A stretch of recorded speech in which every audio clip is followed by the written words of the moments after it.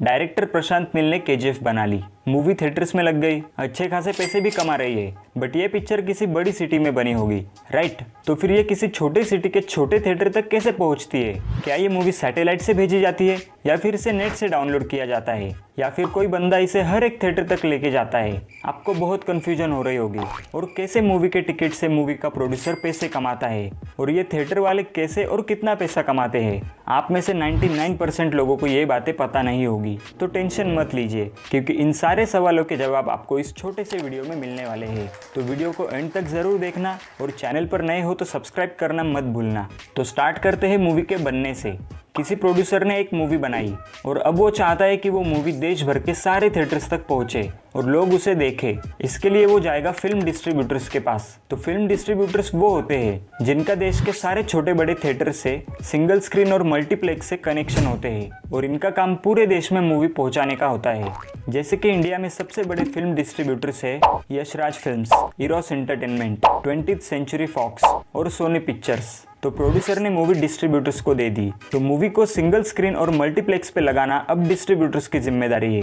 तो अब बात करते हैं कि मूवी को थिएटर्स तक कैसे लाते हैं। क्या सैटेलाइट से भेजते हैं या फिर डाउनलोड करते हैं? देखा जाए तो ये दोनों चीज़ें नहीं होती, बल्कि मूवी को एक फिजिकल फॉर्म में सिनेमा हॉल तक भेजा जाता है और इसे कहते हैं डीसीपी, यानी कि डिजिटल सिनेमा पैकेज। तो सिंपली बताया जाए तो डीसीपी एक हार्डवेयर है जिसमें इमेजेस, मूवीज और सबटाइटल्स होते हैं और पूरी दुनिया में डीसीपी द्वारा ही मूवी को भेजा जाता है और ये एक स्पेशल सूटकेस में भेजा जाता है जो यूजुअली ऑरेंज या येलो कलर में होता है। तो अब थिएटर को किसी मूवी की हार्डवेयर मिल गई मतलब काम खत्म हो गया? ऐसा बिल्कुल नहीं। आप तुरंत उसे कंप्यूटर में लगा के चला नहीं सकते, उसका एक स्टैंडर्ड प्रोसीजर होता है।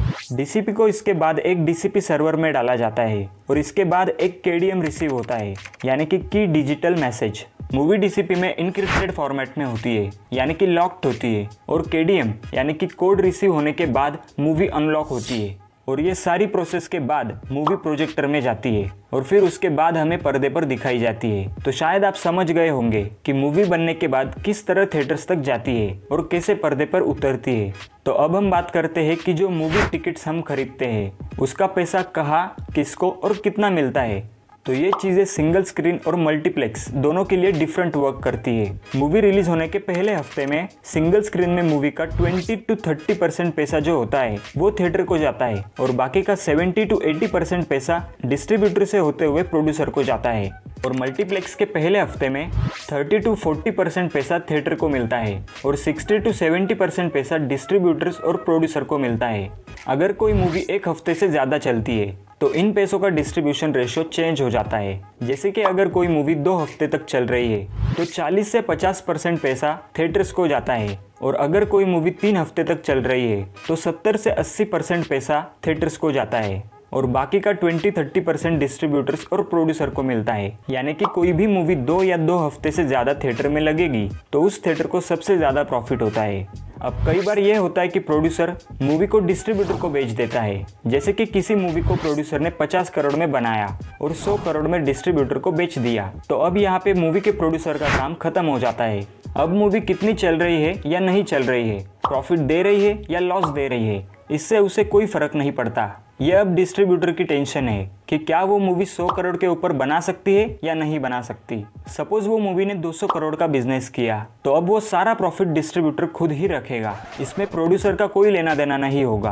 और अगर मूवी ने सिर्फ 50 करोड़ ही कमाए तो फिर भी उससे प्रोड्यूसर का कुछ लेना देना नहीं होगा। तो अब हमें लगता है कि इस पूरे मार्केट को आप आसानी से समझ गए होंगे कि कैसे एक मूवी थिएटर्स तक पहुंचती है और कैसे हमारे टिकट के पैसे थिएटर, डिस्ट्रीब्यूटर और प्रोड्यूसर तक पहुंचते हैं। खैर, आपको ये वीडियो कैसी लगी हमें नीचे कमेंट करके ज़रूर बताएं और अगर अच्छी लगी हो तो प्लीज़ लाइक, शेयर और सब्सक्राइब करना मत भूलना।